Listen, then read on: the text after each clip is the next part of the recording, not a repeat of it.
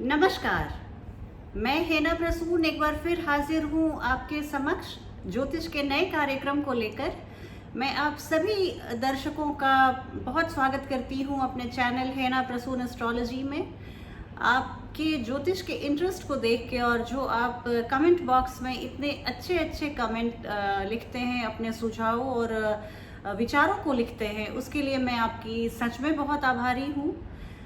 मैं बिल्कुल कोशिश करूंगी आप में से प्रत्येक के प्रश्नों का जवाब दूं और मैं कोई भी हेल्प आ सकी, आप लोगों के किसी भी काम आ सकी, तो मैं अपने को बहुत खुशकिस्मत समझूंगी।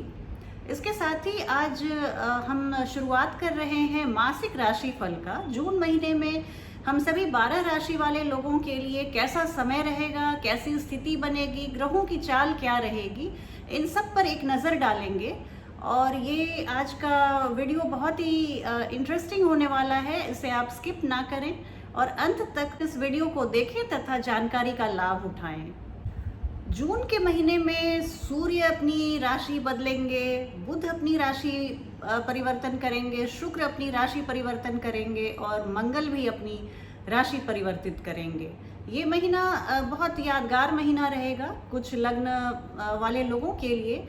और कार्यक्रम शुरू करने के पहले मैं ये भी बतला दूं कि आज का ये जो मासिक राशिफल है, जून महीने का जो मंथली फोरकास्ट है, ये आपकी राइजिंग साइन पे आधारित है, आपकी लग्न राशि पे आधारित है। इसे आप अपनी लग्न राशि पर देखें, इसका लाभ उठाएं।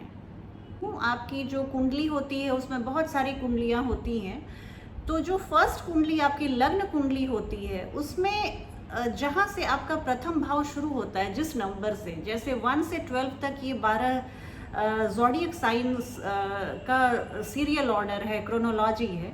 तो जिस भी नंबर की आपकी कुंडली में प्रथम भाव में जो भी नंबर लिखा हुआ है वही आपकी लग्न राशि है। जैसे आपके प्रथम भाव में 2 नंबर लिखा है तो आप वृषभ लग्न के हुए, और अगर प्रथम भाव में 10 नंबर लिखा है तो आप मगर लग्न के हुए। इसी तरह से अगर आप 12 नंबर वहां लिखा हुआ है प्रथम भाव में तो आप मीन लग्न के हुए। राशि आपकी कुछ भी हो सकती है, चंद्र राशि से आज की भविष्यवाणी का कोई लेना देना नहीं है। इसे आप अपनी लग्न राशि से देखें और इसका लाभ उठाएं। कुंभ लग्न वाले जातकों की बात करूं तो आइए जानते हैं कुंभ लग्न के जातकों के लिए जून का ये महीना कैसा रहेगा।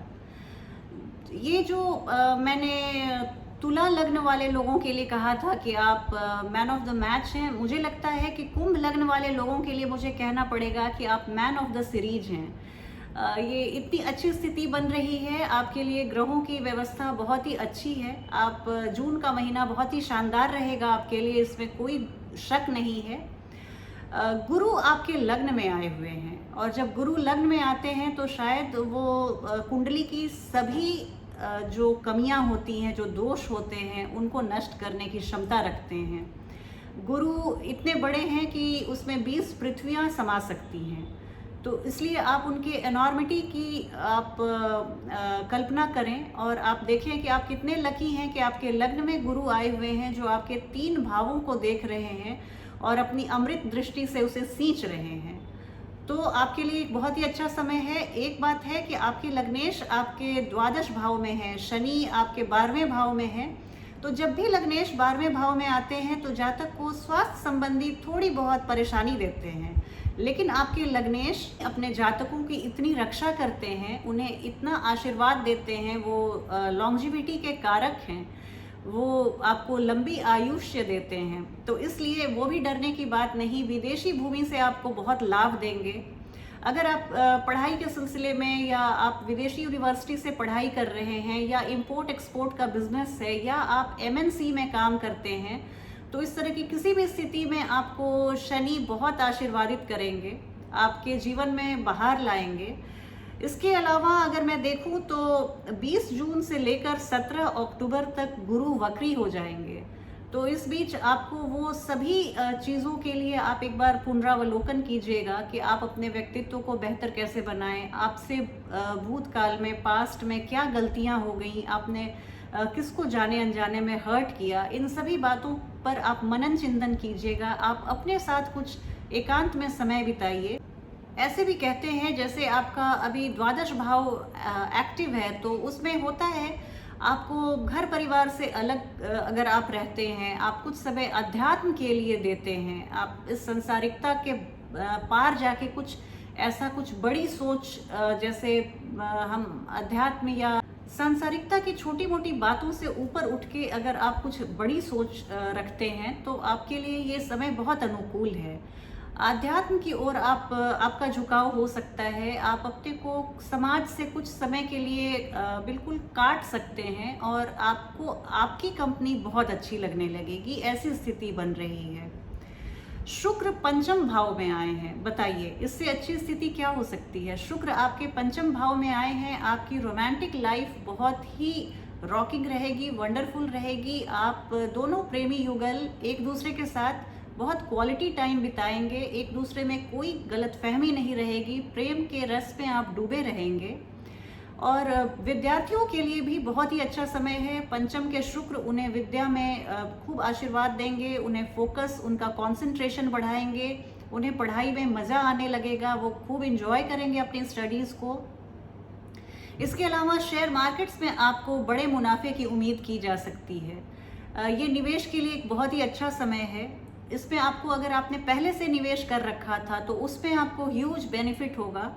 इसके अलावा एक चीज़ है जो 10 जून को सूर्य ग्रहण है, उस दिन अमावस्या है, अमावस्या के दिन ही सूर्य ग्रहण होता है।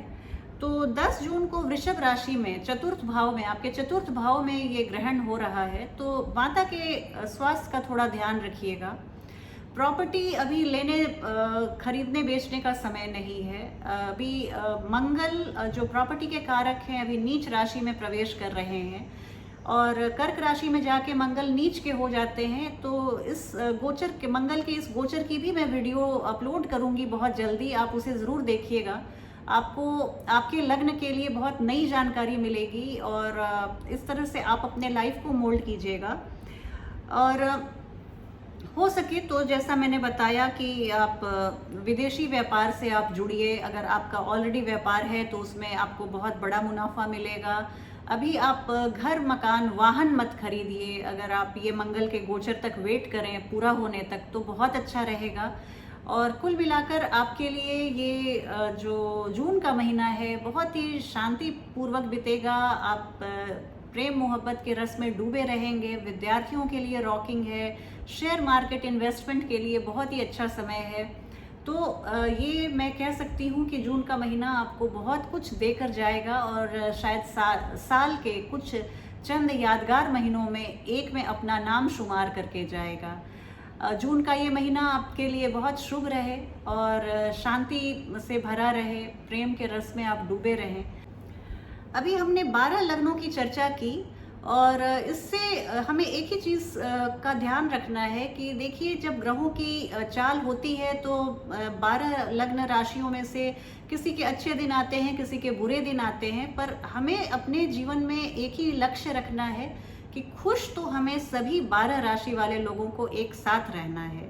किसी भी तरह की मन में दुविधा या किसी भी तरह की उदासी नहीं रखनी है, क्योंकि अब हमें यही अपने को प्रूव करना है कि हम ग्रहों से ज़्यादा मानसिक तौर पर, मैं फिज़िकल स्ट्रेंथ की बात नहीं कर रही, हम में इंटेलिजेंस है, हम में वो क्षमता है कि हम अपने भावनाओं को काबू में कर सकते हैं, हम अपने मन को खुश रख सकते हैं। ये हमारे लिए सबसे बड़ा कर्तव्य है कि हम अपने आप को कभी उदास न होने दें, डिप्रेस्ड ना होने दें, हमेशा खुश रखें। और तभी कहते हैं कि तभी हम अगर खुश रहते हैं तो भगवान के सबसे करीब रहते हैं। भगवान विष्णु को आनंद कंद भगवान कहा जाता है। कहने का माने जो हमेशा आनंदित अवस्था में रहते हैं वही भगवान विष्णु हैं। तो अगर हम भगवान विष्णु के भक्त हैं और हम बहुत डिप्रेस्ड रहते हैं और हम हमेशा रोनी सूरत बना के घूमते रहते हैं तो हमें भगवान कभी प्यार नहीं देंगे, हमें भगवान कभी अपना स्नेह या प्रेम नहीं देंगे। इस बात को आप ध्यान रखिएगा। मिलती हूँ आपसे एक नई वीडियो में, तब तक के लिए नमस्कार।